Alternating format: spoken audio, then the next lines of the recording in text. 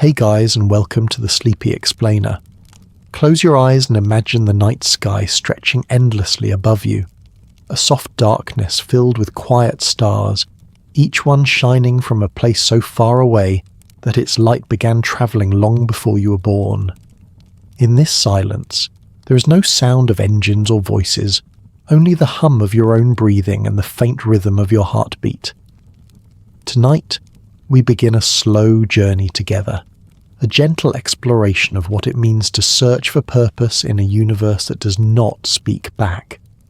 This is not a chase for answers, but a walk through questions taken step by step. You don't need to hold on tightly. Let the thoughts drift past you like clouds. If you're awake, you may follow them, and if you fall asleep, the story will continue without you. If you'd like, you can write in the comments where you're listening from, or what time it is, and then let that thought go. Now, settle in, and let's begin. When you step outside on a quiet night and the world has gone still, there is a gentle calm that wraps around you, like a blanket laid softly over the earth. The noises of the day have faded, and what remains is only your breathing, and perhaps the whisper of wind or the distant call of a night bird. Above you spreads the sky, a vast black canvas sprinkled with stars. To your eyes they appear small and delicate, as though fragile dust scattered carelessly across the dark, yet each is in truth a blazing sun, far greater than anything you will ever touch on earth. The contrast between what you see and what they are is enough to make you pause. You know they are powerful, yet they look so small. You know they are far away, yet their light reaches your eyes with ease. Already you're caught between two truths, and it is within such moments that wonder begins. For as long as humans have lived, they have gazed at this same sky. The stars above you tonight are the same ones painted on cave walls by people who lived thousands of years ago. Ancient farmers read the sky like a book, letting it tell them when to plant seeds, when to gather harvest, when to prepare for the cold. Sailors trusted the stars as steady guides across oceans so wide that no land broke the horizon. Storytellers found pictures there, hunters and lions, gods and monsters, tales written not with ink but with points of light. These stories gave order to the sky, but they did not change its silence. The stars themselves did not speak, they simply shone, and people gave them voices through imagination. If you picture yourself lying on soft grass, eyes fixed on the glittering expanse above, you may notice how the silence of the universe feels both comforting and unsettling. Each star sends light that began its journey long ago, sometimes before human history itself was written. While that light travelled, civilizations rose and fell, lives began and ended, and still the beam continued without pause until it touched your eyes this very night. It is like reading a letter written by no one, a message that carries no words, and yet still you feel something in receiving it. That feeling is the quiet beginning of the search for meaning. You realize that the stars do not know you, and yet you know them. They will not answer your questions, but they will remind you to ask them. This awareness, this noticing, is the first step. And when you notice, you also notice yourself noticing. Your mind becomes both the question and the listener, stretching outward into the silence. The stars, in their calm persistence, teach patience. Many have shone for billions of years. Some have already gone dark, yet their light still moves toward us, gentle ghosts crossing space. In the same way, meaning may not arrive quickly. It is often something that unfolds slowly, perhaps over lifetimes, without certainty. The universe does not hurry, and maybe we should not hurry either. As you lie under the stars, you do not need to solve the puzzle. You do not need to know why they exist or why you exist beneath them.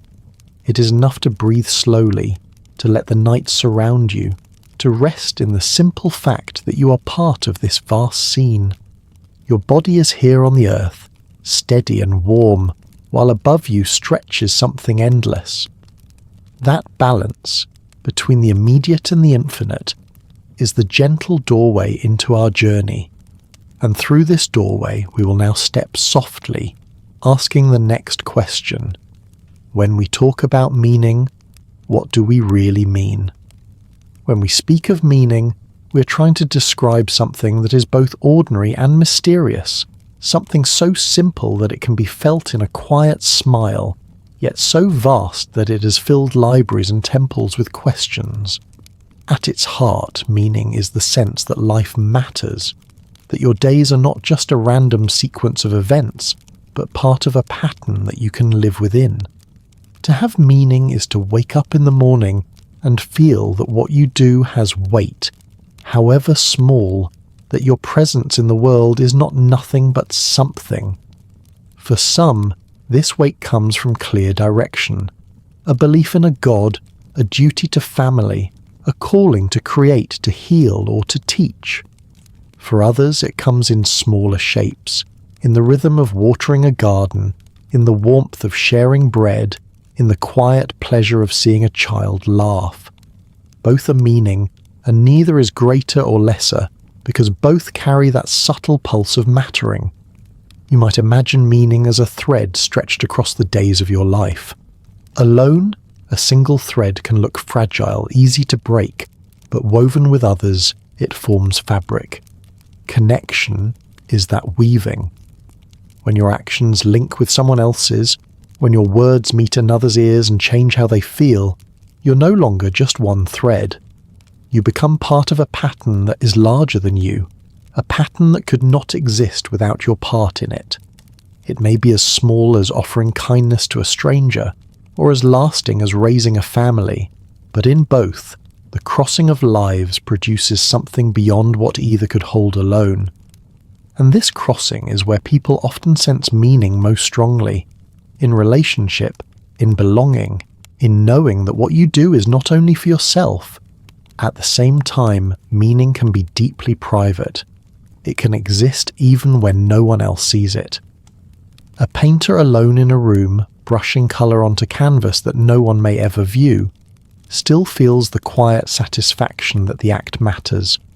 A hiker climbing a hill at dawn, unseen and unheard, still feels the weight of the sky open above them. A flower in a hidden valley blooms whether or not anyone comes to notice. To matter is not always to be recognized. It is to live in a way that feels aligned with something true, even if only you feel it. Some thinkers have argued that meaning is nothing more than a trick of the brain, a way of making order out of chaos, of telling ourselves stories to soften the silence. But if that is so, it is a trick so deeply woven into us that it may as well be real. For to be human is to look for patterns, to ask why, to link one moment to another. If you stare at the stars, your mind will join them into shapes. If you hear a sequence of sounds, your mind will make them into rhythm. The search for meaning may be no different, yet it is precisely this search that gives life its richness. To say there is no meaning at all would be like staring at the night sky and refusing to connect the dots. Perhaps it is in the very act of connecting that meaning lives. When you think of it this way, you realize meaning is not an object you must find, nor a secret someone must give you. It is not hidden under mountains or written in codes among the stars. It is something that appears in the way you live, in the way you notice, in the way you care. It is not a finish line but a constant flow, like breath. To look up at the stars and feel awe is meaning. To sit by a friend's side and feel understood is meaning. To plant a seed and watch it grow is meaning. Small, simple, yet undeniable. Meaning does not need to be absolute to matter. It does not need to be permanent to be real. It can appear and disappear. It can shift shape as you grow, and yet in each moment it is enough. It is a reminder that life, no matter how small in the cosmic scale, is not empty. And as we continue our journey through this story, we will see how humans, unable to rest with simple awe, built great tales to hold meaning, weaving myths and legends that spoke louder than silence, creating vast structures of belief to explain the stars and to explain themselves. From this seed of mattering, we move now into the stories that grew around it, the stories that gave shape to the silent sky. From the quiet seed of meaning, humans began to weave larger shapes, and those shapes took the form of stories. When silence stretched too wide, when the stars offered no answers, we filled the emptiness with voices of our own. It is not a weakness, but a natural impulse, because the mind cannot rest in endless uncertainty. It wants a thread to follow, a tale to carry forward.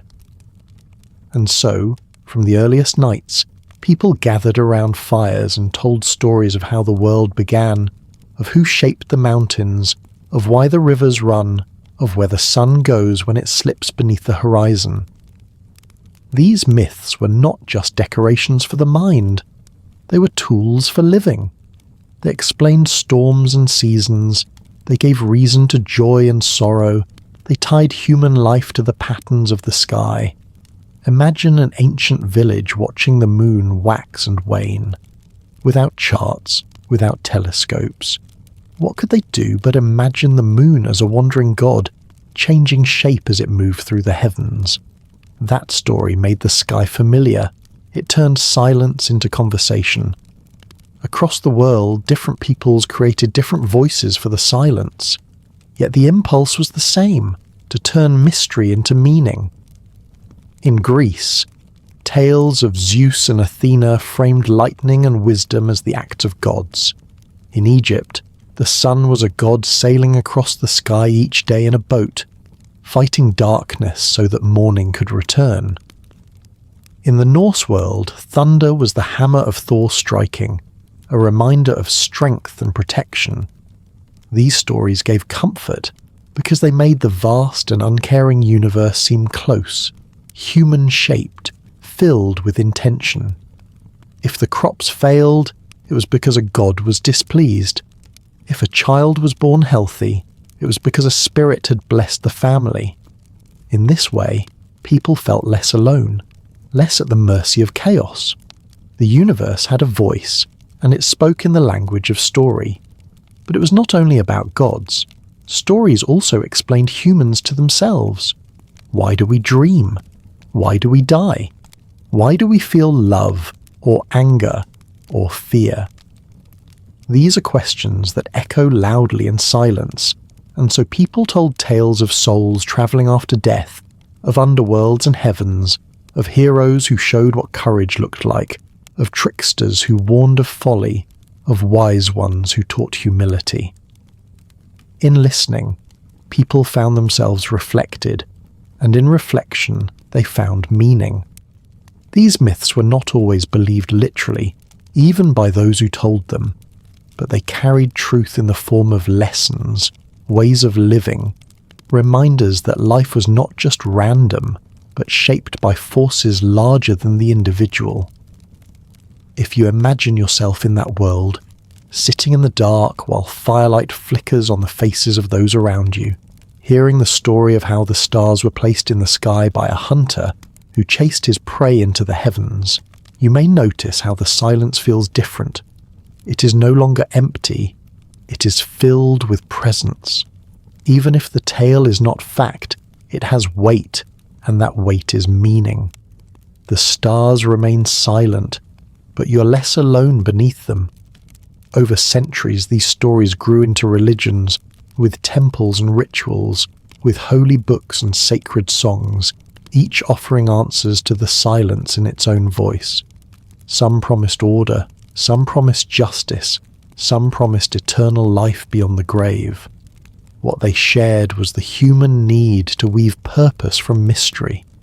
And though their forms differed, their roots were the same. The desire to know that life is not just passing time, but part of a larger story. Even today, when science has offered new explanations, these old stories remain with us, carried in language, in art, in traditions that shape our lives.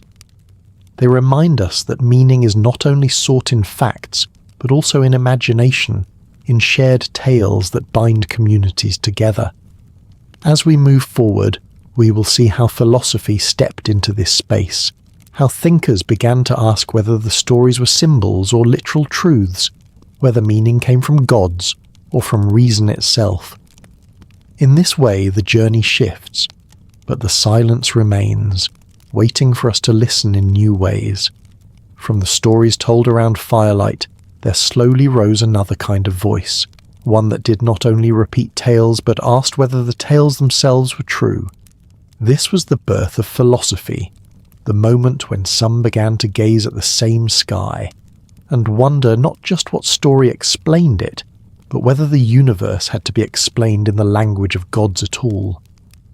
Imagine the world thousands of years ago, the same stars shining overhead, the same moon travelling its patient path, the same silence stretching outward, but in the minds of certain people a new kind of question was forming.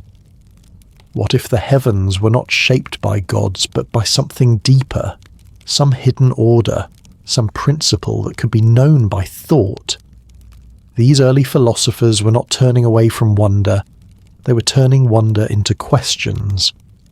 In ancient Greece, thinkers like Thales asked what the world was made of. Was it water, air, fire, earth, or something invisible that lay beneath? Heraclitus watched the rivers flow and said, "All things are change, that nothing stays still, not even for a moment." Parmenides looked at the same world and claimed the opposite, that change is an illusion, and what truly exists is eternal and unchanging. Each of these voices was reaching into the silence, trying to hear a response not in thunder or myth, but in reason. And yet, even in this rational search, the feeling was the same. Why are we here? And what is the nature of this universe that holds us? In India, sages sat beneath trees and turned the same question inward. They asked what the self truly was, whether the soul was separate from the body, whether the cycle of birth and death had purpose. In China, philosophers like Confucius and Laozi looked not only to the sky, but to human life itself, wondering how order, harmony and balance might reveal meaning. Across cultures, across centuries, the same silence prompted the same restless wondering, and while the answers took different shapes, the question itself never faded. Why are we here? What is the nature of life? What is the role of humans in a universe so much larger than they are? To ask these questions was not to reject the stories of gods, but to add another layer, to wonder whether truth could be discovered not through myth alone, but through observation, through thought, through reflection. And yet the silence remained. No philosopher ever received a reply written in the stars. The stars burned as they always had, indifferent to human debates. Still, something shifted in the human mind. The search for meaning no longer belonged only to shared stories, but also to individual thought, to the long, slow work of reason. If you imagine one of those philosophers standing at night, wrapped in a simple cloak, staring upward as you might today, you can sense the closeness between you and them, the same sky, the same silence, the same desire to ask. Though centuries separate you, the question bridges the gap. Why do we exist? Why does anything exist at all? Some try to answer by saying we are here to know, to use reason to understand the order of the cosmos. Others said we're here to live in harmony, to find balance within ourselves and with the world around us. Others doubted that any final answer could be known, yet all of them, in their own way, were shaped by that ancient question. And this question would not fade. It would grow, carried through centuries into our time, into your own thoughts, into nights when you too look up and feel the pull of silence. From this long lineage of asking, we step gently into the next stage of our journey, to consider not only the questions but the silence itself, the way the universe holds its answers behind a quiet veil, and what it means to live beneath that silence. The philosophers asked their questions and the stories gave their answers, yet above them the sky remained unchanged. The stars burned, the planets moved, the seasons turned, but the universe itself did not speak. This is the silence we live within, the cosmic quiet that has never broken, not once, in all the years that humans have been watching. You can imagine that silence now if you wish, not just the stillness of a room, but a silence that stretches across light years, a silence so wide that no voice could fill it. Every question we ask is like a pebble dropped into a vast ocean, the ripples fading before they reach even the nearest shore, and yet in this silence there is a strange kind of calm. Because the universe does not speak, it also does not scold or demand. It does not impose one meaning over another. It holds space, endless space, where we are free to wonder. This silence can feel unsettling, as though the universe is refusing us, but it can also feel like an invitation, an open sky that lets each of us walk our own path of thought. When you gaze upward and no answer comes, you may feel small, yet you may also feel strangely free. For if there is no fixed answer, then the meaning you create or discover is yours to hold. This silence, far from empty, can be seen as a gentle canvas. Think about how often in life silence feels uncomfortable. In a conversation, when words fall away, we rush to fill the gap. But in the universe, the silence is not a gap. It is the nature of things. Stars do not need to explain themselves, they shine. Rivers do not justify their flow, they move. Mountains do not declare their purpose, they simply rise. And in watching them we are invited to rest in that same quiet. The silence does not ask us to solve it all at once. It does not hurry us toward conclusions. It lets us be still. You may lie under the sky and wait for a message, but what you hear instead is your own breathing, steady and patient, and the soft beat of your heart reminding you that you are alive here now, and that in itself can be enough. Of course, silence can also sharpen the question. If the universe is so vast, why is it so quiet? This thought has echoed through centuries, and it is no less haunting today. Some have imagined that if there are other voices, they must be too far away to hear. Others wonder whether life is rarer than we hope, whether the silence is not emptiness but loneliness. But tonight, for our journey, the silence is not a threat. It is not a wall. It is a kind of stillness we can lean into, a vastness that accepts all questions without reply, and in that absence of reply we are free to drift, to let the mind wander without being pushed in one direction. You can imagine this silence stretching outward far beyond our galaxy, billions of suns burning in their own quiet, billions of planets circling without sound, space itself expanding, carrying galaxies farther apart, and yet doing so without voice, without command. And here you are, on a small planet, hearing none of it, only seeing the faint light that manages to cross the void. If you let that thought settle, the silence becomes less of a puzzle, and more of a gentle background, like the hum of the sea, always there, holding you, and within it you live your days. This is why some people speak of the silence as both terrifying and beautiful. Terrifying because it reminds us how alone we may be. Beautiful because it reminds us how vast existence truly is. The stars do not answer, yet they shine. The galaxies do not notice us, yet they exist, spreading their light. And in the middle of all of this we are here, able to notice, able to ask. This silence makes no promises, but it allows us to wonder, and in wondering we find meaning of our own. So when we say the universe is silent, we're not describing an emptiness. We're describing a stillness that leaves room. A stillness in which our voices rise, our stories are told, our questions take shape. A stillness that does not close doors but opens them, not with sound but with space. And as we continue forward, we will see how this silence leads us to seek patterns, to search for signals, to find order in the quiet.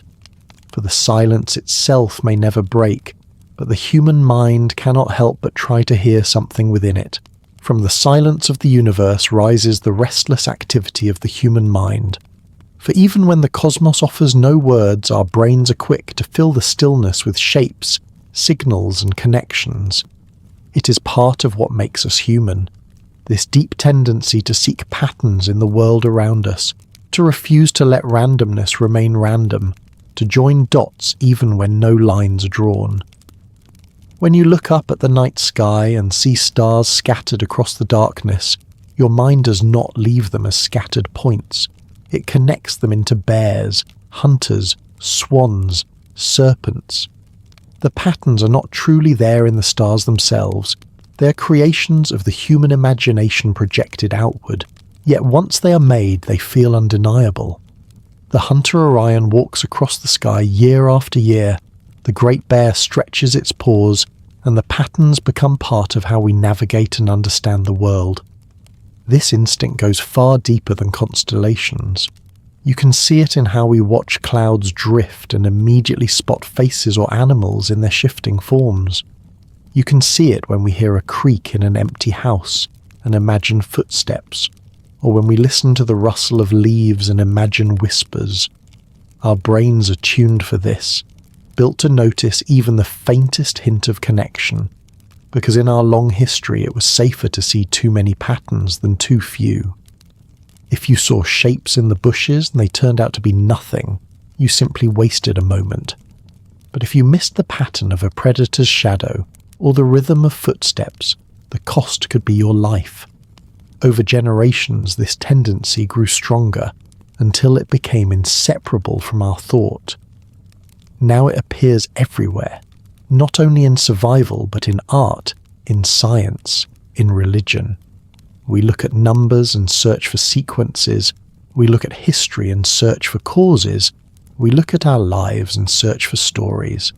Even when we flip a coin and it lands heads 3 times, we imagine a pattern where only chance is at play. Psychologists call this apophenia, the human habit of finding meaning in noise. But you need not know the name to feel its pull, for it is woven into you. In fact, it is this very pull that has allowed us to create science, art, philosophy. To see the stars not as random but as systems, to see illness not as curse but as cause and effect, to see numbers not as marks but as relationships. The search for patterns is the bridge between silence and meaning. Yet there is a gentleness in this as well. When you sit quietly and listen to rain falling on a roof, your mind begins to hear rhythm. The drops are random, but soon you sense a beat, a soft drumming that feels almost like music. When you listen to waves against the shore, you begin to anticipate their rise and fall, to hear a cycle where in truth no cycle is perfect. The comfort comes not from the noise itself, but from the pattern you place upon it, a reminder that even in chaos the mind can find order. This ability is why we tell stories, why we imagine myths, why we believe in destiny, why we trust that our lives are chapters in a larger book. The silence of the universe is filled by our search for these patterns, and though some of them are illusions, some are real discoveries, leading us to deeper knowledge of how things work. The same instinct that drew shapes in the sky also led to the discovery of constellations as markers of seasons, and eventually to the mapping of stars as suns in their own right. The same instinct that made us hear voices in the wind also helped us notice the patterns of language, turning sound into words, words into thought, thought into shared meaning. Without this tendency, the silence would have swallowed us. With it, the silence becomes a playground for thought, a canvas for imagination, a space where meaning can be projected and sometimes even found. So as you think of your own mind drifting through this silence, notice how naturally it reaches for patterns, how quickly it joins fragments into wholes, how even now, in the quiet of listening, your thoughts are weaving shapes from words. This is not a flaw, but a gift, the gift of turning silence into story. And as we continue, we will see how science itself grew from this gift, how humans began not only to imagine patterns, but to test them, to see if the silence hid real structures beneath the stars, real laws guiding the dance of the universe. From the endless patterns our minds create, there grew a new way of looking at the world, a way that did not only imagine connections, but sought to test them, to see if the shapes we saw in silence were illusions, or if they revealed something deeper. This gentle shift is what we now call science, though in its earliest form it was simply careful noticing, a way of listening to the universe without demanding that it speak in our language. Imagine a person thousands of years ago watching the shadow of a stick move across the ground as the sun drifted overhead. They didn't hear a god's voice in that shadow. They saw a pattern and wondered if it could be measured, if it could predict the coming of noon, if it could tell them when the seasons would turn. That simple act of observation was the beginning of something profound. The idea that the silence of the universe might still carry order, that within the stillness there might be laws waiting to be uncovered. Science began as patient listening, not as conquest. Farmers listened to the rhythm of seasons, healers listened to the ways herbs affected the sick. Sky watchers listened to the movement of stars across the night. Each act of listening turned silence into signal, noise into knowledge, and though the universe did not speak in words, it spoke in consistency. The sun rose, the moon waxed and waned, the stars circled the pole, and from this reliability humans built calendars, navigation, medicine, and slowly a deeper sense that meaning might not come from myths alone, but from the very structure of the world. As centuries passed, this quiet noticing grew into formal inquiry. In ancient Greece, thinkers like Aristotle tried to understand motion, change, and life by careful study rather than myth. In the Islamic Golden Age, scholars in Baghdad and Cordoba translated and expanded these ideas, charting the skies with precision, studying medicine with detail, keeping the flame of inquiry alive.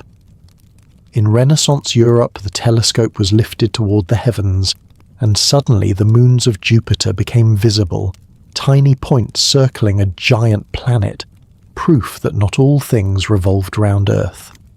That discovery alone shifted the story of meaning, for if the Earth was not the centre, then perhaps our place was smaller, but also perhaps meaning could be found in being part of a larger whole. Galileo, Kepler, Newton. These names mark steps in the same slow walk, each turning silence into order, each finding patterns that were not illusions but laws, laws that shaped planets, tides, light, and even the fall of an apple. And yet, despite all this discovery, the silence remained. The stars still offered no voice, no story in human words, but science revealed that silence did not mean emptiness. It meant structure, it meant consistency, it meant the possibility of understanding. You can imagine the universe as a great book with no author's signature. Religion and myth gave us stories about the author, but science invited us to read the letters themselves, to see how the sentences flowed, how the pages turned. The meaning was not always about why, but about how, and in learning the how we gained a new kind of peace.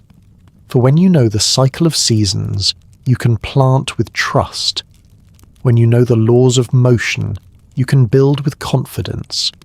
When you know the nature of disease, you can heal with care. Science does not fill the silence with voices, but it shows us that the silence has patterns we can follow, patterns that give shape to existence. And this way of listening is still with us. Modern telescopes now look deeper into the cosmos. Radio dishes sweep the skies. Detectors feel the faint tremor of gravitational waves. Each instrument and ear pressed against the silence, listening patiently, hoping to learn. Not for noise, not for speech, but for order, for hints of how the great stillness holds together. It is as though the universe is a great symphony with no conductor's explanation. Science is the art of listening to the notes, slowly piecing together the melody, learning how one movement flows into the next. The silence remains, but in that silence we hear harmony.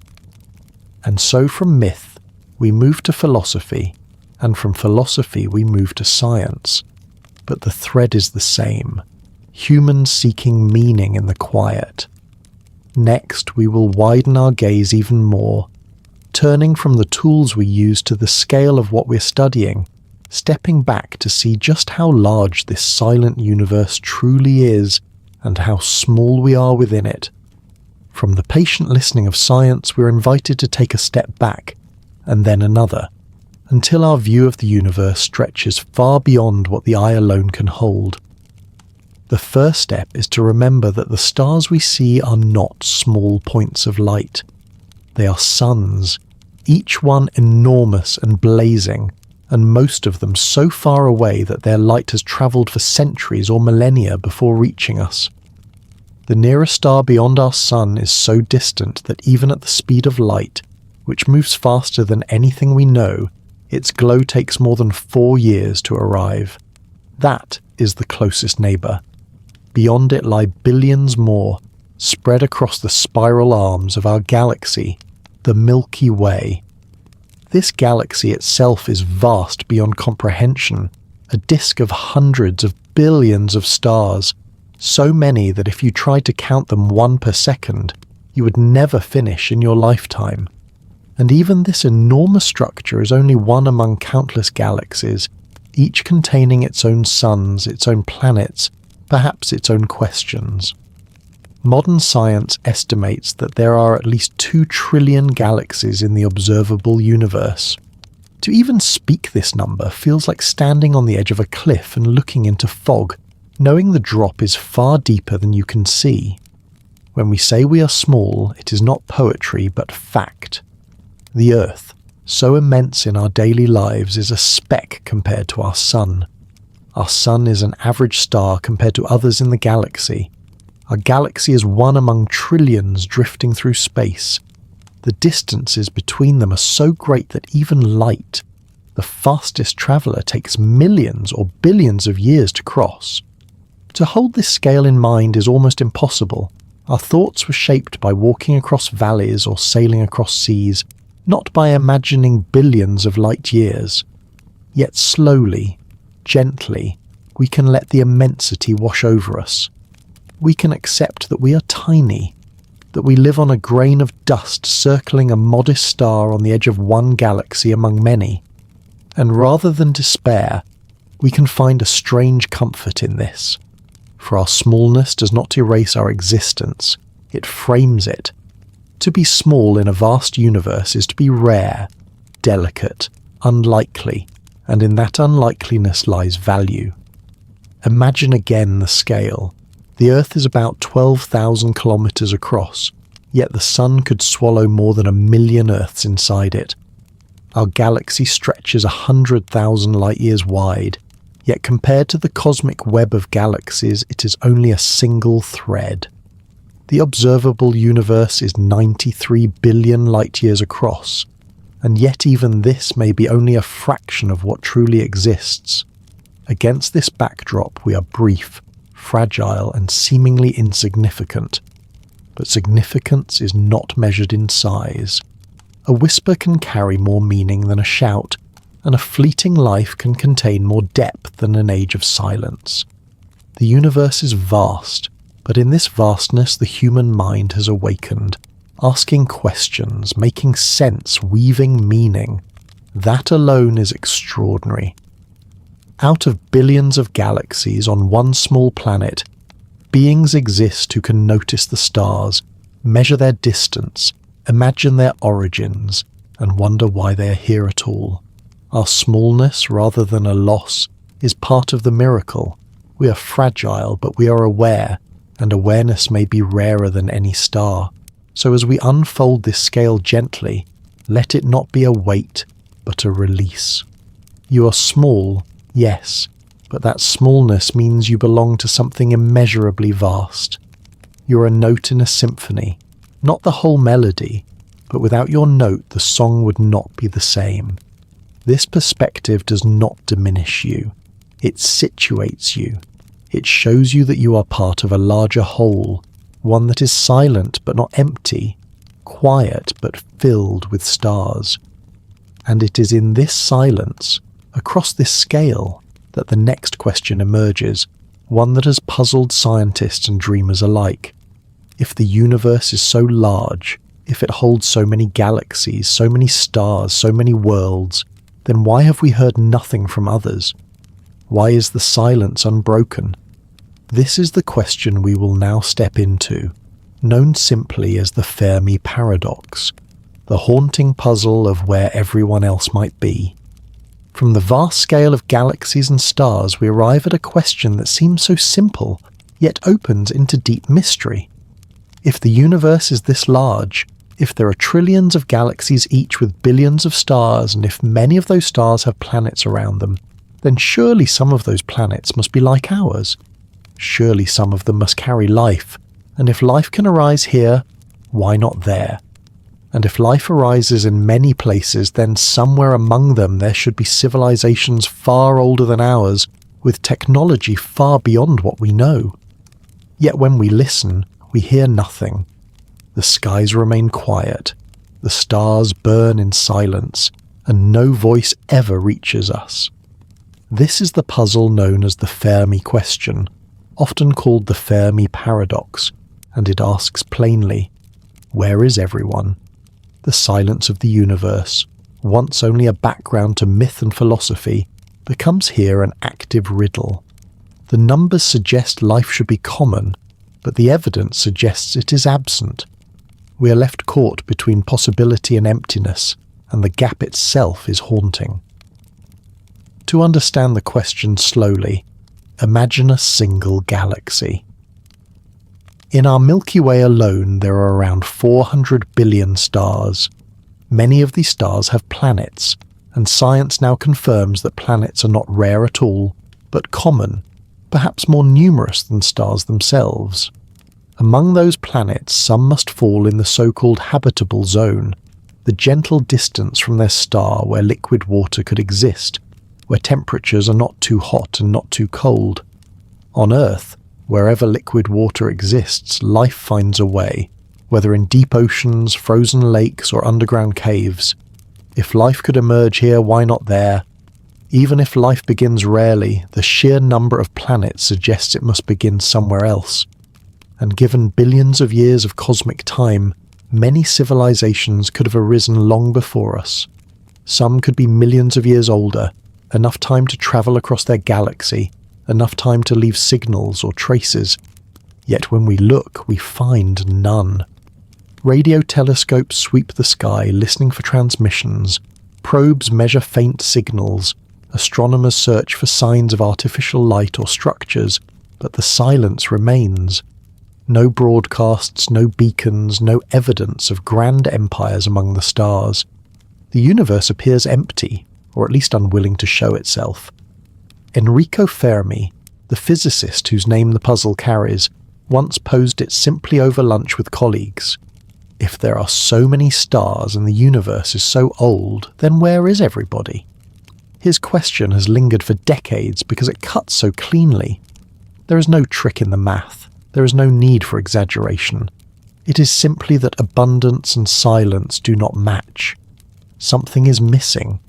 Perhaps civilizations are rare. Perhaps they do not last long.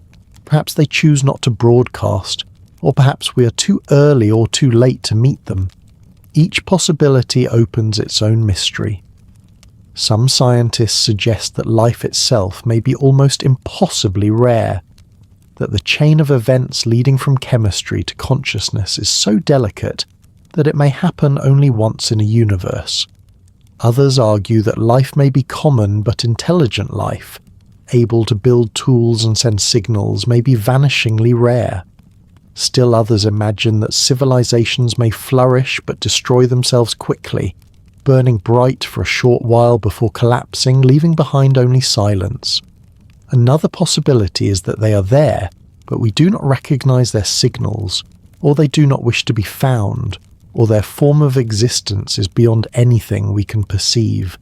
And so the silence may not mean absence, but difference, a difference so great that it feels like emptiness to us. To think about this is not to despair, but to sense how much we do not yet know. The Fermi question is a mirror. It reflects our hopes, our fears, our imagination. When we ask where everyone is, we're also asking what might become of us. Will we endure long enough to reach other stars, or will we vanish into our own silence? Will our search end with discovery, or will it end with acceptance that we are alone? The paradox does not answer, it only sharpens the wonder. And in that sharpening we are reminded again of our smallness, but also of our uniqueness.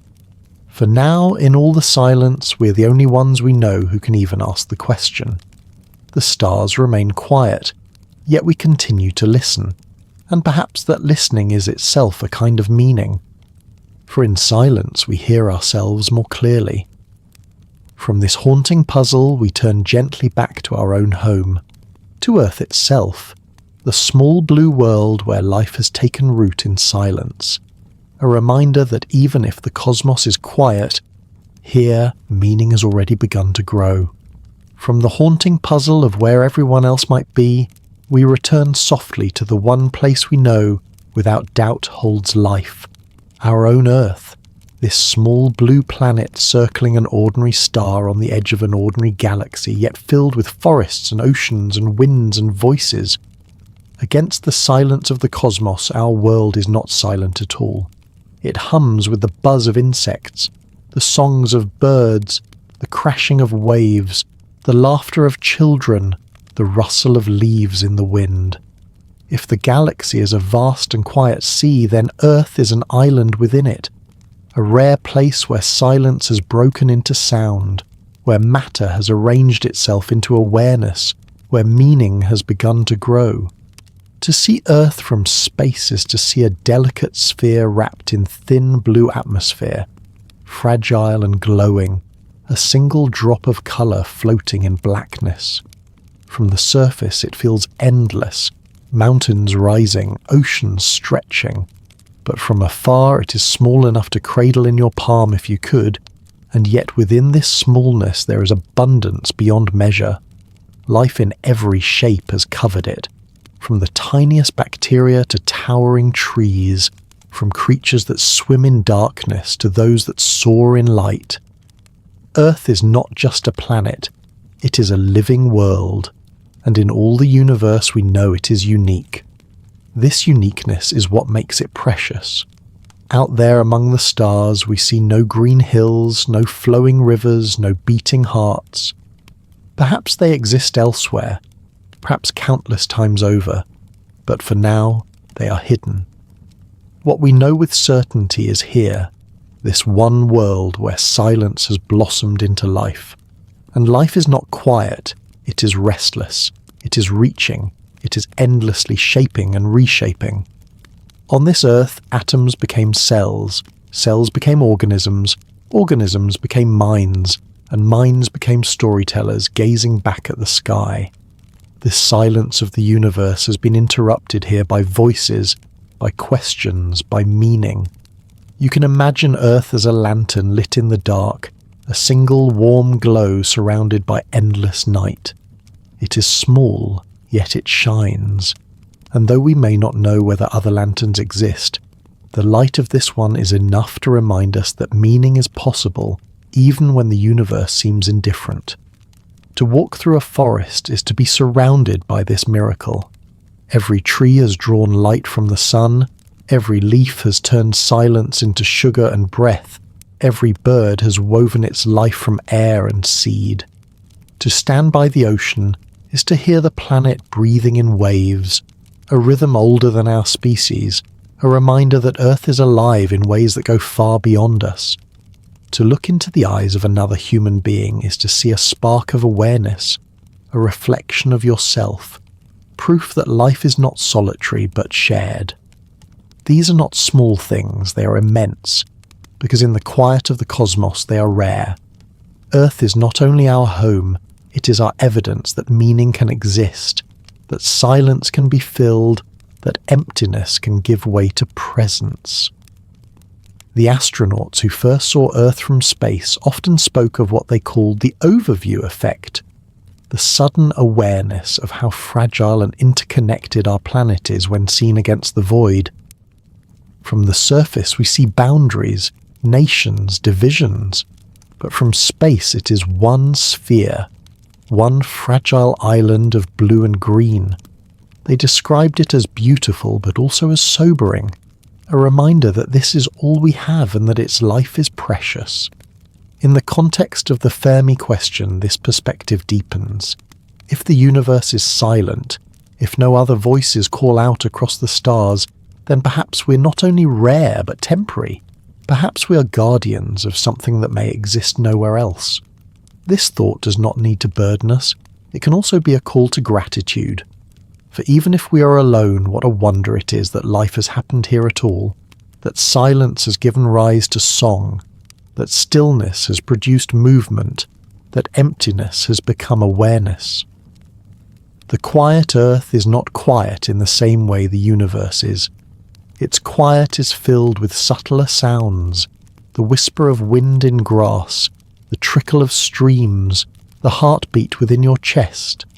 It is a different kind of silence, not empty but alive, and in that aliveness meaning flourishes. If the universe asks us nothing, Earth asks us everything, for it gives us the ground we walk on, the air we breathe, the water we drink, the companionship of other beings, and the time in which to live our days. To look outward is to face cosmic silence. To look inward at Earth is to find a world overflowing with presence. And perhaps this contrast itself is the lesson. We may not yet know if meaning stretches across galaxies, but we know it already exists here, in the green, in the blue, in the lives we live and the lives that surround us. From this island of meaning we now turn our gaze inward still further, away from the stars and toward the daily lives of humans themselves.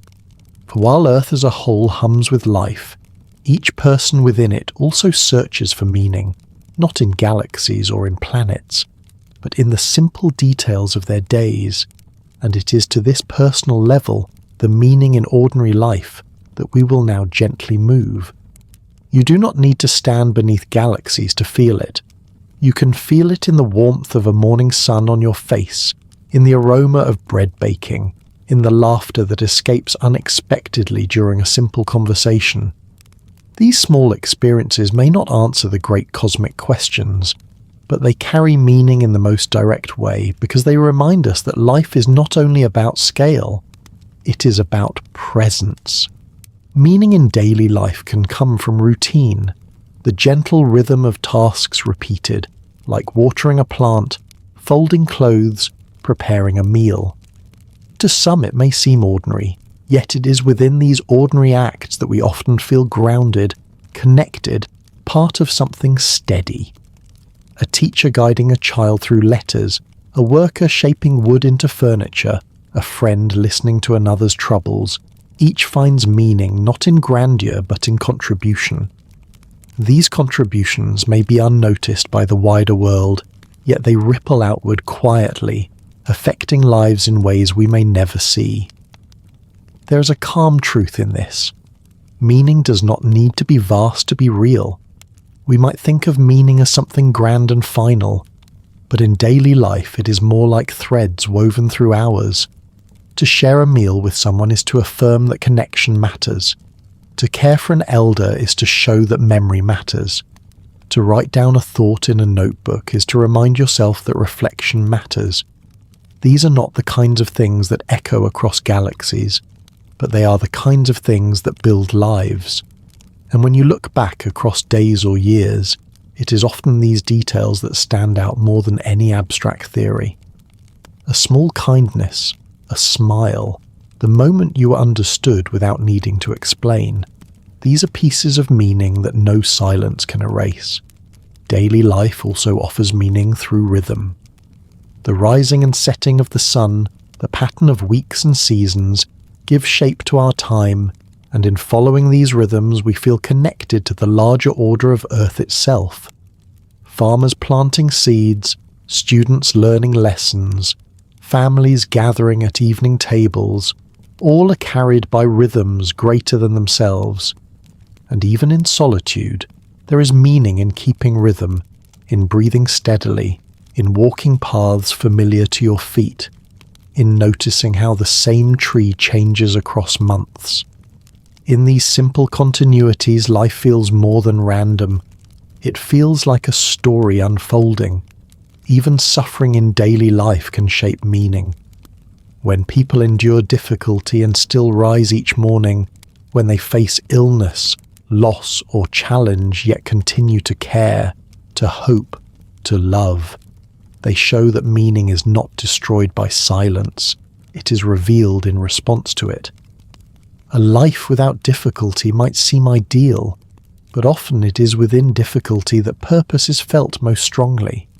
To help someone through pain, to hold another's hand in sorrow, to continue despite hardship.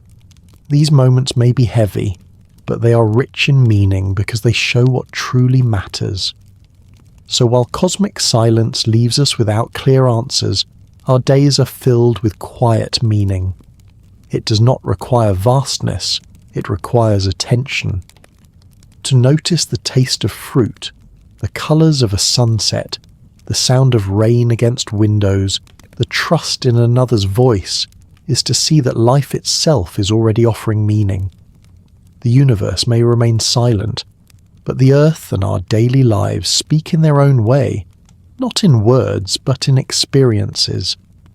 From this level of personal meaning, we can take one step further inward, into the mind itself, the seat of awareness where all meaning is felt, for it is within consciousness that silence becomes question and experience becomes significance, and it is there that our search continues. In the quiet flow of everyday life there is something deeper at work, something that does not belong to the tasks themselves but to the space within which they are noticed. You can water a plant, share a meal, or listen to a friend, but what makes these acts meaningful is not only the acts themselves, it is the fact that they are received by awareness. A stone does not reflect on its existence, but you do. A river does not ask whether it has purpose, but you can stand beside it and wonder. The difference lies in the mind, in consciousness, in that steady but mysterious field in which the world is mirrored. Consciousness cannot be held in your hand, yet it is the ground on which all meaning rests. The silent presence that allows you to feel joy or sorrow, to know that something matters, to notice when silence itself becomes a question. The self is not an object you can point to. It is more like a moving centre. Each thought that arises, each memory that flickers, each feeling that passes through is part of its shape, yet none of them alone is the whole. To have a self is to be aware of being, to carry a sense that all experiences belong to you, that there is a continuity binding moments together. Without this thread, the world would still exist, but it would not be yours to experience. With it, every sight, sound, and touch becomes more than sensation. It becomes a part of your story. Meaning arises because the self gathers these fragments and holds them as one life. The mind does not only receive, it creates. When you hear thunder, you may feel fear because of past storms. When you see a familiar face, you may feel comfort because of trust built over years. The sound and the sight exist outside you, but the meaning is woven within. Two people may stand in the same rain, one feeling renewal, another feeling sadness, and both are correct, because the mind is not a passive mirror but an active lens. Through this lens, silence can be heavy or peaceful, light can be joyful or blinding, time can feel swift or slow. Meaning is not fixed in the world but shaped in awareness, and yet the mind is not steady stone, it is shifting water. Thoughts change, memories blur, perspectives alter with age. The story you tell about your life at one stage may no longer fit at another. What once seemed unimportant may glow with value years later, and what once seemed central may fade. Consciousness is a flow, and in that flow meaning is never frozen. This is why people grow, why identities shift, why questions deepen. The search for meaning does not happen once.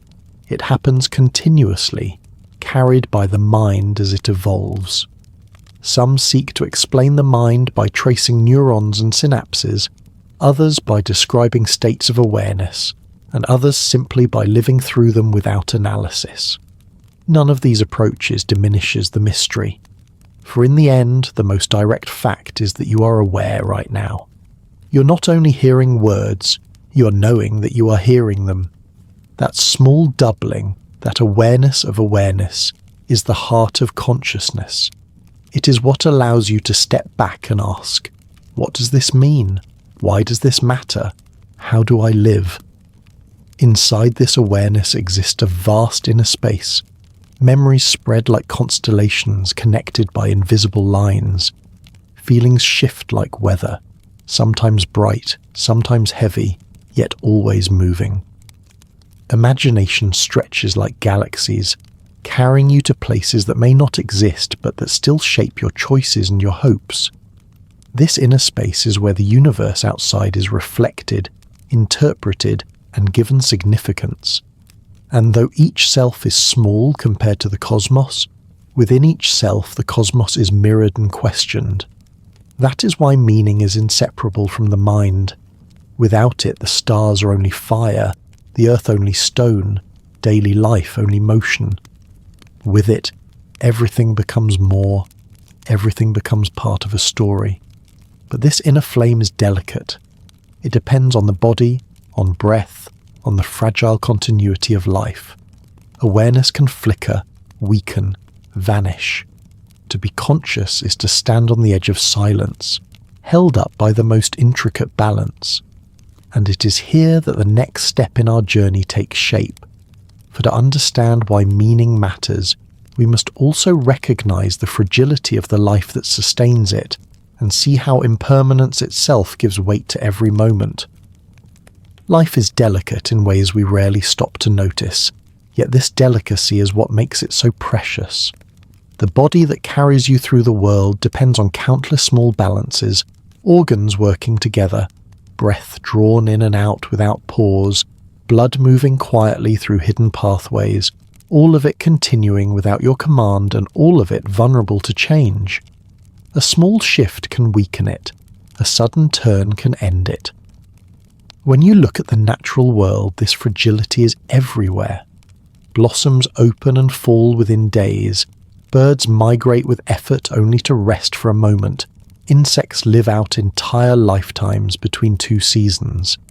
Even the strongest creatures and the oldest trees yield eventually.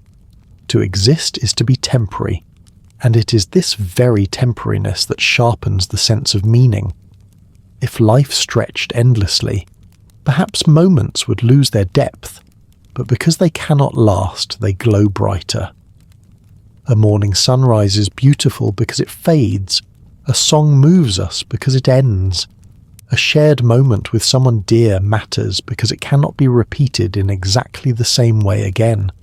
Fragility is not only a shadow, it is also light, for it teaches us to hold gently what we have, to notice before it passes, to appreciate because it will not return in the same form.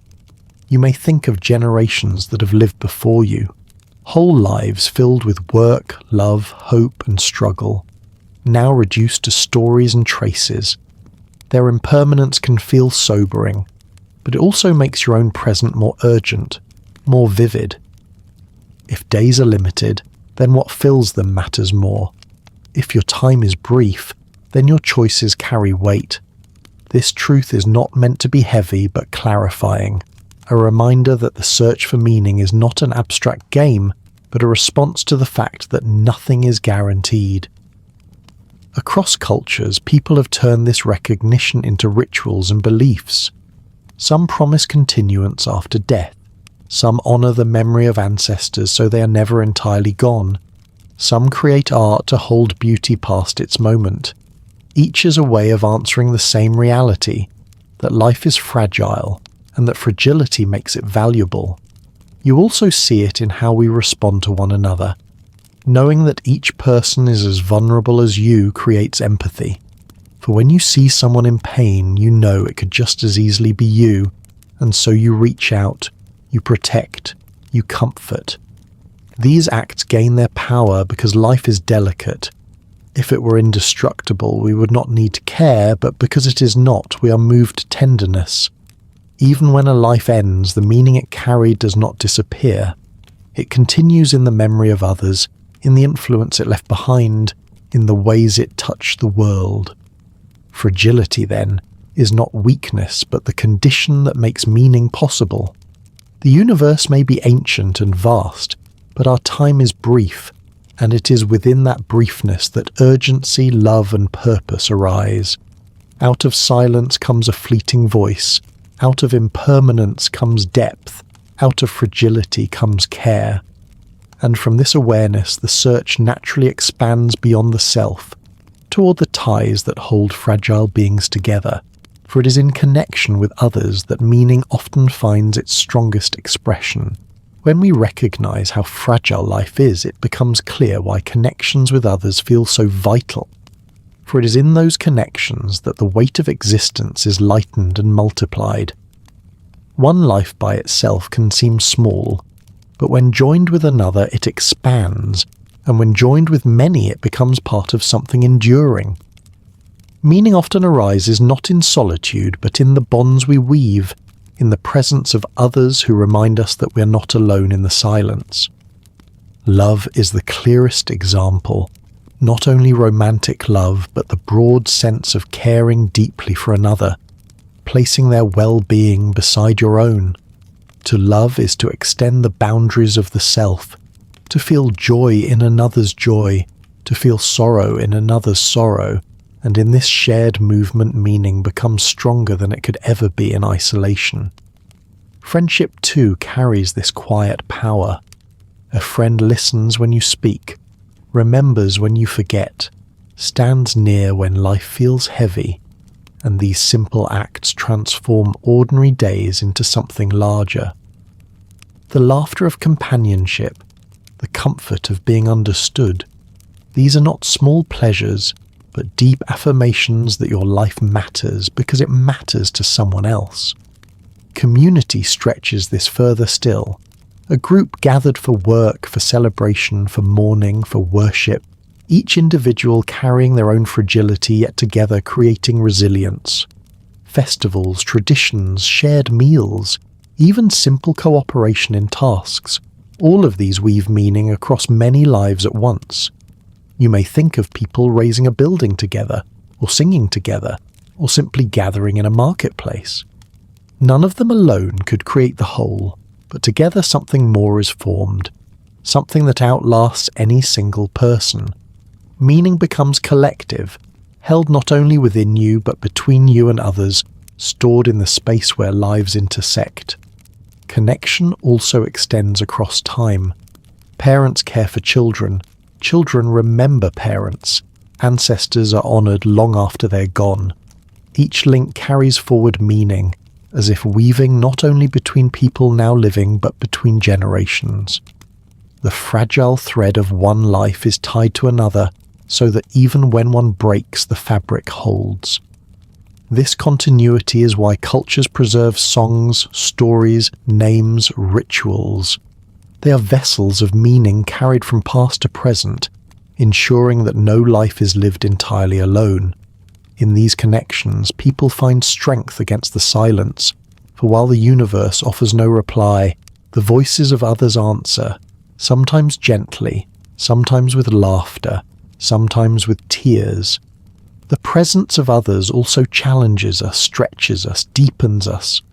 Alone you might drift in circles, but with others you are drawn into responsibilities, into acts of kindness, into sacrifices that give shape to your days.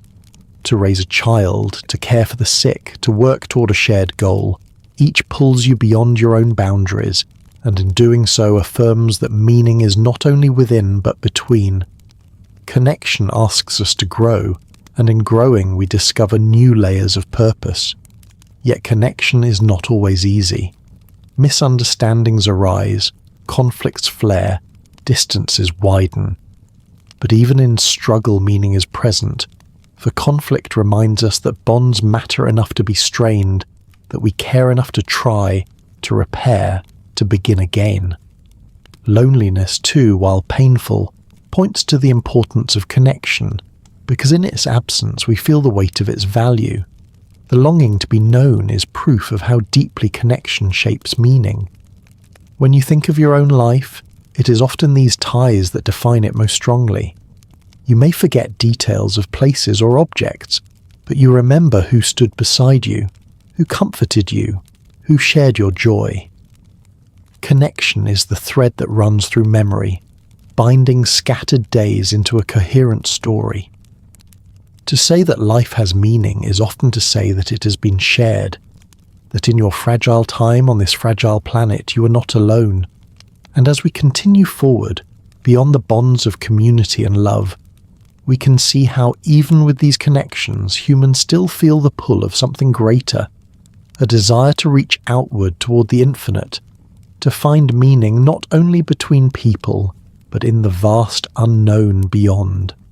Even when our lives are shaped by love, friendship, and the closeness of community, something within us continues to look outward, to reach beyond the circle of the familiar, to seek answers not only in the bonds between people, but in the vastness that stretches above and around us.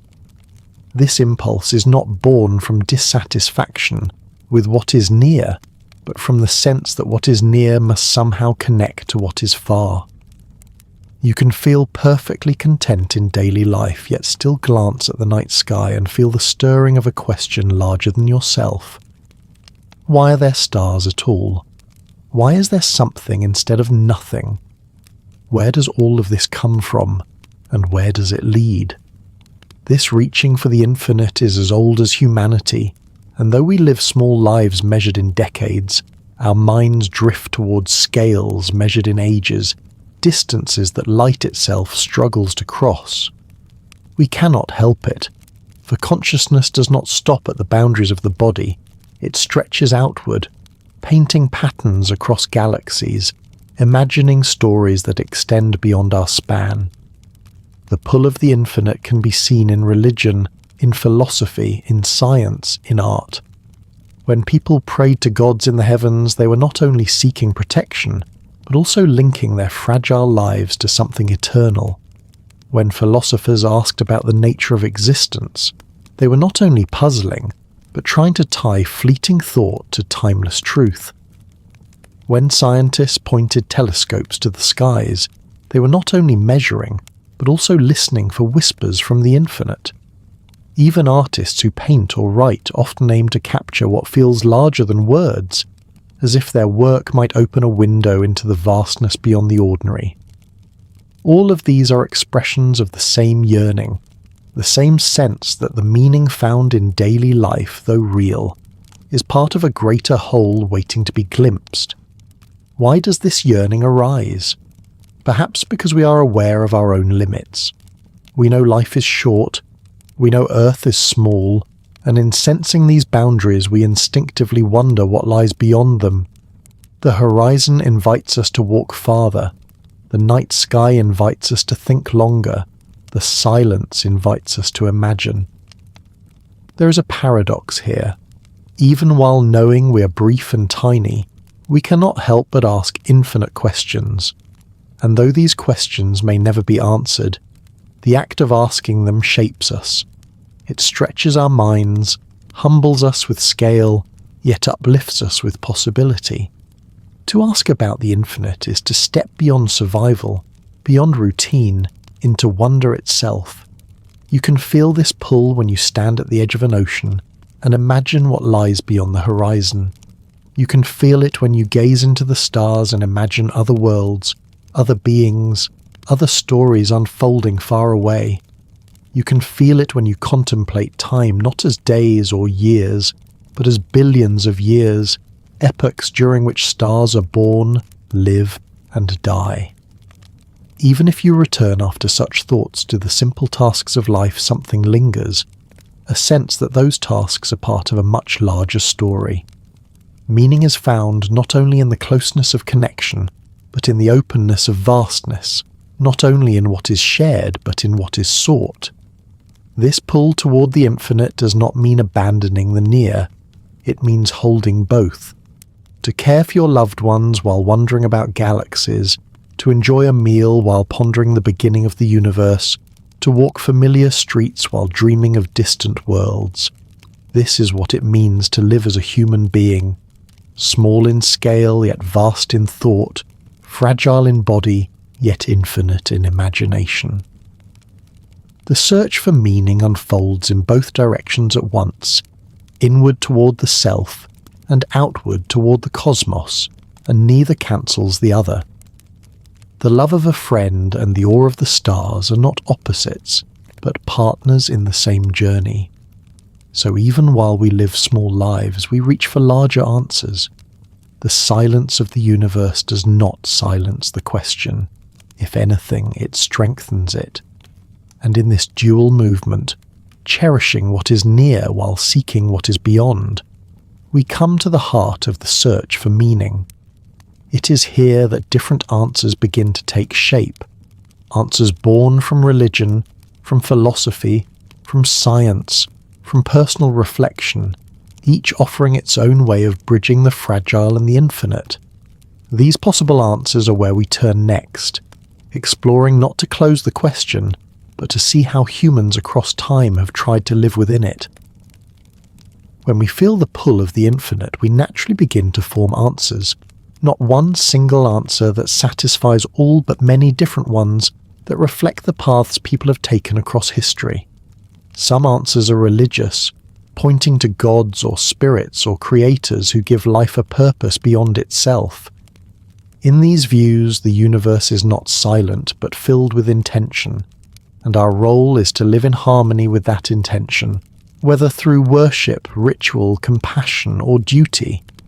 For many, this provides comfort because it transforms the vast unknown into a home with meaning already built into its walls. The suffering of life can be seen as part of a greater story, death as a transition rather than an end, and love as a reflection of something eternal. These answers endure because they speak not only to reason but to the heart, to the desire for belonging and for reassurance that we're not alone in the silence. Others have sought scientific answers, looking not to the voice of gods but to the structure of the cosmos itself. In science, meaning is not handed down but discovered in the patterns of nature. The laws of physics, the evolution of life, the chemistry of stars, each reveals that order exists, and in that order we find a kind of meaning. The universe may not care, but it is consistent, and this consistency allows us to build knowledge, to survive, to thrive, to dream of reaching beyond Earth. Science does not promise eternal life or cosmic justice, but it does offer clarity, and for many this clarity is its own kind of purpose. To learn, to discover, to understand, these acts turn silence into signal. Then there are the philosophical answers, born not from temples or telescopes, but from reflection on what it means to live as humans. Some philosophers say, meaning must come from reason, that we must use our minds to create a life that is coherent and good. Others say meaning is not found but made, that existence precedes purpose, that we must weave value from our choices even if the universe offers none. Still others suggest that meaning is not a problem to be solved, but a mystery to be lived. That to ask what life means is to miss the point of living it. These approaches may seem abstract, yet they shape the way people walk through the world, whether with conviction, with freedom, or with humility. And then there are the personal answers, the ones each individual feels in their own days. For some, meaning is family, for others it is creation, for others it is service, for others it is simply being present in the flow of life. Personal answers do not need to be universal to be real. They may not echo through centuries, but they matter in the hours and years of a life. A parent finds meaning in raising a child, a writer in shaping words, a healer in easing pain, a wanderer in seeing new places. These are not lesser answers, they are the answers that sustain us from moment to moment. In truth, these four kinds of answers often blend. A person may find meaning in faith, in science, in philosophy, and in personal life all at once, without contradiction. What unites them is the attempt to bridge the silence, to make life feel more than a sequence of days, to root our small existence in something larger, whether that larger thing is divine, natural, rational, or intimate. What matters is not that one answer rules them all, but that we keep searching, for the search itself is part of what makes us human. And yet, even with these many answers, one truth remains. We can never be entirely sure. The silence persists, the universe does not reply, and so another response has emerged across time, one that does not claim certainty but instead accepts uncertainty as its own kind of resting place. Even after centuries of stories, philosophies, religions, and sciences, the silence of the universe remains, and with it the realization that no answer is final. For some, this is troubling, as though the absence of certainty means the absence of meaning. But there is another way to see it, a gentler way, in which uncertainty itself becomes a space to rest. To live without answers is not to give up, but to accept that life is not a puzzle to be solved once and for all.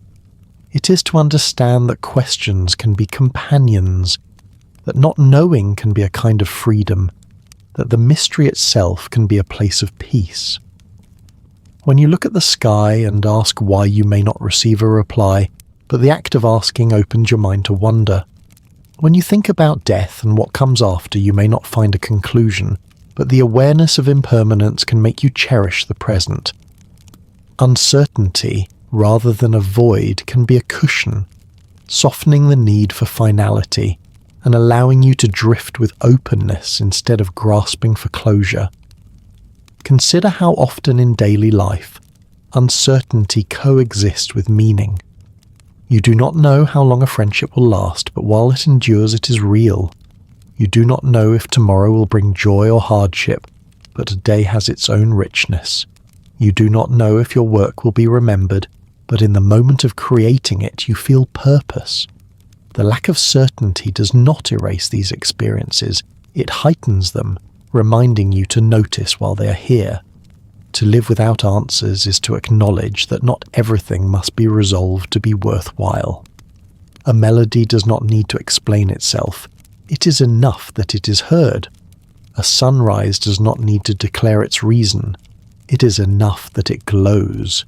Life does not need to provide a final explanation, it is enough that it is lived. Philosophers who faced the silence often spoke of embracing the absurd, the tension between our desire for clarity and the universe's refusal to give it. Some suggested revolt, to live passionately in spite of meaninglessness. Others suggested acceptance, to see the lack of fixed meaning as an invitation to create our own. Either way, the message is similar. Uncertainty is not an enemy, but a condition, not something to erase, but something to live with. In its presence we can still laugh, love, build, and dream. In fact, those things may shine more brightly because we know they are not guaranteed. Resting in uncertainty also softens the pressure we place on ourselves. If there is no single right answer to the meaning of life, then you are free to explore, to change, to grow, without fear of failing to discover a secret code. You can live with curiosity instead of desperation, with wonder instead of dread. Meaning can shift with seasons, just as rivers shift with rain, and there is no need to force it into permanence. The uncertainty makes room for fluidity, for openness, for surprise. In the end, living without answers is not a failure of the search, it is a continuation of it. The silence of the universe does not close the door. It leaves it open, wide and vast, inviting you to step through in your own way. Some will fill that space with faith, some with reason, some with art, some with love, and none are wrong, for the silence does not dictate, it allows. And perhaps that allowance is its own quiet gift. You do not have to know everything to live meaningfully. You do not have to solve the riddle to walk the path. You do not have to end the search to find peace along the way. Uncertainty can be a burden if resisted, but when embraced it becomes a gentle companion, reminding you that the journey itself is enough. And so we drift onward with this awareness, carrying no final answers, only questions, experiences and reflections. From here we turn toward time itself, for the silence of the cosmos and the uncertainty of meaning both unfold within the passage of time, and to explore time is to explore the very stage on which life and meaning appear and disappear. To step into the idea of time is to step onto the stage where every question of meaning must play out, for without time there is no change, no memory, no awareness of beginnings and endings. Time is the current that carries us forward, whether we resist or drift with it, and transience is the mark it leaves on everything we know. The stars burn with it, the rivers carve with it, the seasons turn by it, and our own lives unfold beneath its constant rhythm. To be alive is to feel the press of time, not only in clocks and calendars, but in the quiet ways it shapes our days, in the way children grow, in the way hair greys, in the way moments slip from present into memory. Time reminds us that nothing stands still, and in that reminder it also whispers that meaning is not something fixed to be held forever, but something moving, something to be noticed as it flows. Transience can feel heavy when we cling to what cannot last. The moments we wish to hold seem to slip faster the tighter we grasp them, but if we shift our view, the passing of time can also be seen as a gift. It gives shape to life, it gives rhythm to days, it gives context to choices. If life were endless, perhaps we would delay forever, but because time moves, we act, we decide, we live. The brevity of a sunset makes it beautiful. The short span of a song makes it sweet. The fleeting nature of youth makes it precious. Time is not an enemy, but a frame, and within that frame meaning finds its urgency. Think of how memory works. Each moment is experienced once, and then carried within us as a trace, sometimes fading, sometimes brightening, sometimes reshaped. These memories are what form the story of our lives, and though they are incomplete and imperfect, they are what allow us to feel continuity. Transience does not erase meaning, it gathers it. The fact that moments pass is the very reason we treasure them. A walk with someone dear, a word spoken at the right time, a kindness received unexpectedly. All of these are gone once lived, but they live again in memory, and it is through memory that their meaning deepens. Time also humbles us by its scale. Our lives are measured in decades, but the earth measures in ages, the stars in billions of years, the universe in spans so vast that numbers lose their grip. Compared to this, we are brief, like sparks that flare and vanish, yet within our briefness we notice the scale itself. That noticing is extraordinary, for it means even in transience we reach toward eternity, even in short lives we imagine long ones. This contrast sharpens meaning rather than dulls it, because it shows us that while we cannot hold all time, we can hold the time we are given. Transience asks us to be present. It does not allow us to pause the flow, but it invites us to notice the water as it moves around us. The sound of rain tonight will never be exactly the same again. The face you see today will never be quite as it is in this moment again. Your own thoughts will never return in precisely the same shape again. This uniqueness is not loss, it is richness, and by leaning into it we discover that the passage of time is not emptying life, but filling it. So the flow of time, with all its transience, is not a force against meaning, but a reminder of it. It gives meaning urgency, it gives meaning depth, it gives meaning shape. To live within time is to live within a story, one that moves always forward, never back. And in that forward movement we're asked to find what matters. And as we continue this journey, we will now turn to the idea of acceptance, to the gentle art of resting with the flow rather than fighting it. For if time cannot be stopped, and if answers cannot be final, then perhaps peace comes not from resisting but from accepting, and in acceptance we may find the calmest form of meaning. To come to terms with the flow of time and the uncertainty of answers is to arrive at acceptance, a quiet place where struggle softens and peace can take root. Acceptance does not mean indifference or surrender. It means seeing things as they are and letting them be enough. We spend much of life reaching, questioning, resisting, but there is a gentle wisdom in pausing, in realizing that we do not need to control the silence of the universe, nor hold back the tide of time, nor demand a perfect answer to every question. Instead, we can rest in the knowledge that to exist at all is already extraordinary, and that within existence we can notice, cherish, and live. Acceptance is like exhaling after holding your breath, a release of tension you may not have realized you were carrying. Think of how rivers move. They do not resist their course. They flow with gravity, winding where the land directs them. This is not weakness. It is the way of water. In the same way, acceptance is not defeat but alignment, an easing into the natural shape of things. We cannot stop endings, but we can accept them. We cannot force permanence, but we can honor what passes. We cannot demand the universe speak, but we can listen to its silence without fear. And in that listening peace arises.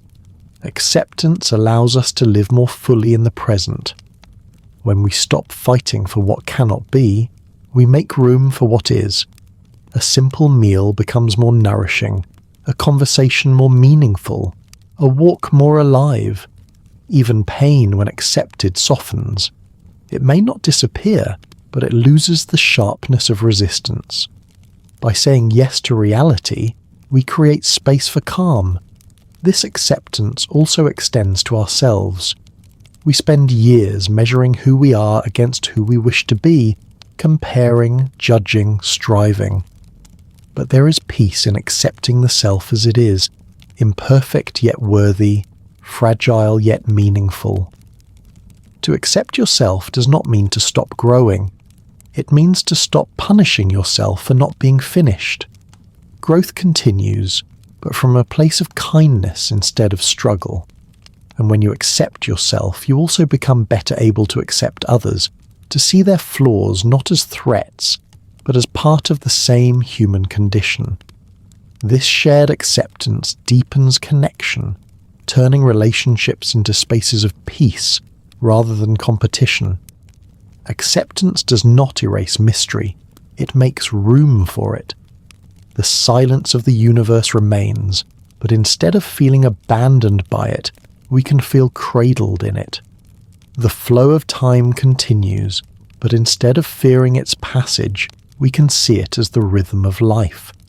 The absence of final answers persists, but instead of despairing, we can relax into the freedom it offers. Acceptance transforms what once seemed unbearable into something livable, even gentle. In this way, peace is not something separate we must chase. It is the quiet state that comes when we stop chasing. You may feel this most clearly in small moments. Sitting by a window watching the rain, lying in bed listening to your breath, walking slowly through a place you know well. Nothing needs to be added. Nothing needs to be solved. The moment itself is enough. This is acceptance at its simplest, a peace that does not depend on conditions. Even in the face of uncertainty, even in the presence of endings, there is a way to rest, to be held by the very fact of being alive. And so, as our journey nears its close, we see that acceptance is not the end of meaning, but its softest form. It allows us to live without answers and still feel whole, to face fragility without despair, to notice time without fear. Acceptance opens into peace, and peace opens into rest. A rest not only for the body, but for the searching mind. With this sense of peace, we can now drift toward the final part of our journey, a closing reflection that ties the threads together and offers a gentle lullaby, reminding us that meaning need not be seized or proven, only lived, and that the silence of the universe can be the calm in which we finally find rest. And now, as we reach the end of this long journey together, you can feel every idea and every image we have explored, slowly folding into one gentle whole, like countless streams flowing quietly into a single wide ocean. From the silence of the universe to the fragile beauty of daily life, from the restless questions of the mind to the calm of acceptance, each step has carried us closer to a kind of stillness, a place where there is nothing left to chase, only the quiet realization that being here alive and aware is enough. The silence of the universe remains, but now it does not press heavily. Instead, it rests around you like soft air, steady and unbroken, holding you rather than leaving you alone.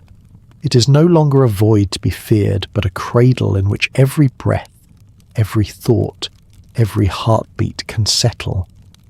Imagine the sky above you as you lie here, stretching farther than thought can reach, filled with galaxies spinning in endless spirals, stars blazing with ancient fire, worlds turning silently through their orbits.